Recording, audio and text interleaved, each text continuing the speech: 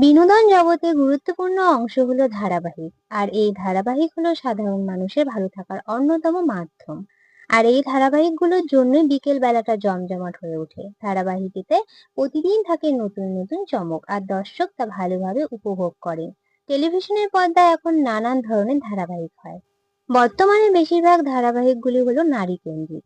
নারীদের ঘিরে ধারাবাহিকের নানান গল্প ফুটিয়ে তোলা হয়।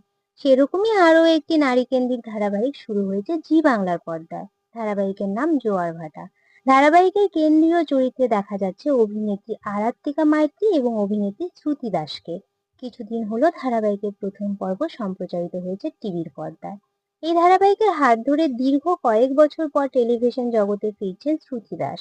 গত ১.৫ বছর ধরে অভিনেত্রীকে টেলিভিশনের পর্দায় দেখা যাচ্ছে না। শেষবার রাঙাবউ ধারাবাহিকে দেখা গিয়েছিল জি বাংলার পর্দায়। অন্যদিকে আরাত্রিকা কিছুদিন আগে তার মিঠিজোড়া ধারাবাহিক শেষ করেছে। বর্তমানে ধারাবাহিকে দেখানো হচ্ছে অনেক কষ্ট করে নিশাকে রাজি করিয়ে অবশেষে বিয়ের জন্য বোঝাতে পেরেছে উজি। উজির মায়ের নামে একটি জমি বিক্রি করে নিজের বড় মেয়ের বিয়ের ব্যবস্থা করেছে উজির বাবা। সেই নিয়ে এখন বাড়িতে জোর কদমে তোড়জোড় শুরু হয়েছে। জমি বিক্রি করার সময় ঋষি নিজে উজি এবং নিশার বাবাকে কথা দিয়েছিল সঠিক দাম দেওয়া হবে জমির। কিন্তু ঋষির পেছনে যে তার মেসোমশাই এবং জামাইবাবু কারচুপি করছে সেটা জানতো না কেউ। এরই মধ্যে ধারাবাহিকের নতুন প্রোমো সামনে এসেছে। সেখানে দেখা যাচ্ছে বিয়ের দিনকে নিজের জমির মূল্য নিতে গিয়ে উজি এবং নিশার বাবার সাথে বেইমানি হয়েছে।